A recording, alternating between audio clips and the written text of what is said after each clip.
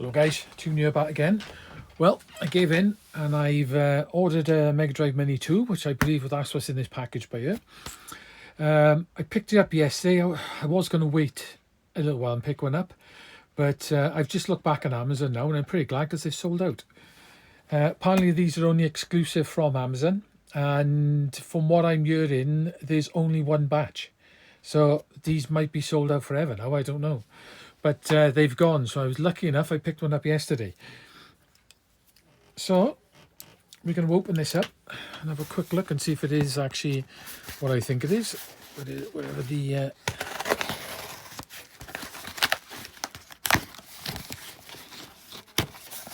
it should be, yeah. It definitely looks promising. So I don't know what exactly is in the box. I know the Japanese ones are getting a power supply in the box. So guys, there it is. There's the Megadrive Mini 2. That's the front. I've got the bottom with all lots of bits of information. Here's your various information, Megadrive Mini, attention, whatever that says.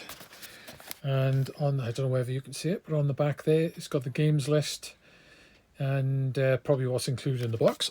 So let's open this up. Okay, so this is a little bit different to the Japanese box by the look of it. So let's have a look what we got on the top end. So we have got what looks to be a USB lead. Yep, so it's a USB, probably a charging lead. I've got a HDMI cable. It doesn't look like this one comes with a power adapter. You've got a 6-button Megadrive pad, USB version. From what I'm hearing, this is very nice and feels very much like the original. Plastic doesn't feel quite as nice quality as the original, but the feel of it seems very much like the original pads. And the original 6-button Megadrive pads are very good indeed. So put this over here. And here we go. I've heard the console is very small. So we'll open that up. So this thing is very small. You have to give you an idea. If I grab a Game Boy Color or a GB Boy, it's not that much bigger than the GB Boy. So that's cool. So apparently the flap works as well, which it does. Yeah, you can get in Japan. There was little cartridges you can put in there. So you got a little red button for the on and off. Assuming that's a reset button, I expect. And there's actually a button. That's what it looks like from the front with the 2 USBs. From the side. So on the back then we've got the power lead, which is obviously what the USB is, and the HDMI. Nothing on that side. Underneath then it's like a Megadrive 2.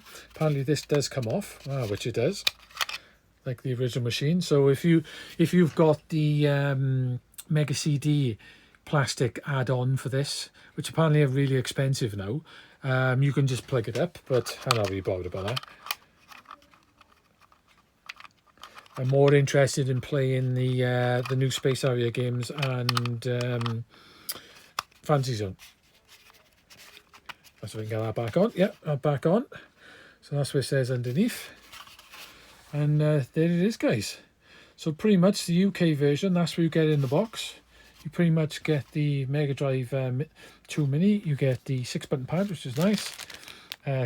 Basically HDMI cable and the power cable. So there's no adapter. Apparently the adapter that's coming with the Japanese one, I don't know if there's an extra, you got to pay extra for that, is a 2 amp adapter.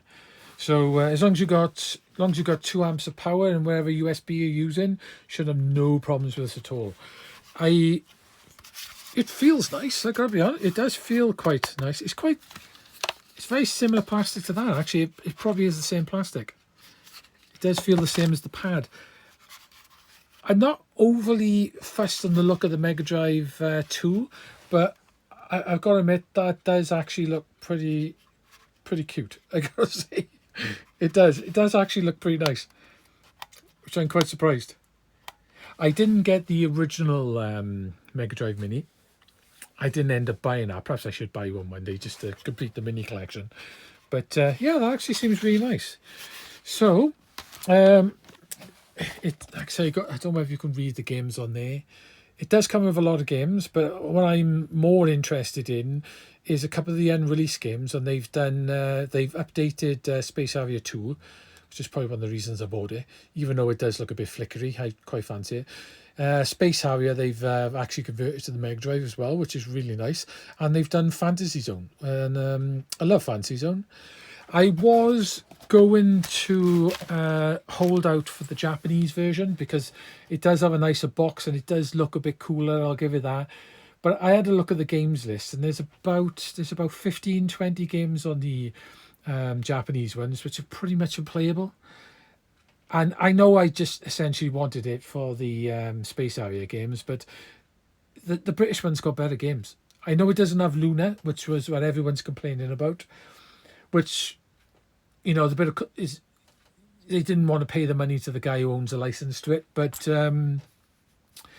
pay the dues anyway, whatever it was. But yeah, it does have better games, so I'm going for this. I've been looking at people's lag testing, and Bob from Retro RBG, sorry, did a stream last night, and it looks like it's 3 frames of constant input lag. So it's not up and down, it's literally 3 frames, which is pretty fantastic. That's pretty much like playing an emulator, essentially. And it does have about 4 to 5 frames of sound lag, but it's constant as well, so you're probably not going to notice it that much. It might be noticeable, it might not be, but we'll find out. Plan is tonight hopefully this video will come out before I start, but I'm hoping to do a stream on this tonight, and I'm going to play through the games and play Space Harrier now and then. So that's the plan, basically. But yeah, that actually looks cuter than I thought it was going to be. So hopefully it's tidy, but I'm very lucky I bought this yesterday because, as I said, as I looked just now, it's sold out.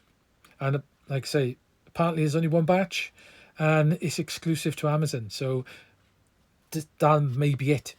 Apparently, from what I've heard, Sega are blaming the chip shortage and stuff and not being able to do many of them. So it's the same in Japan.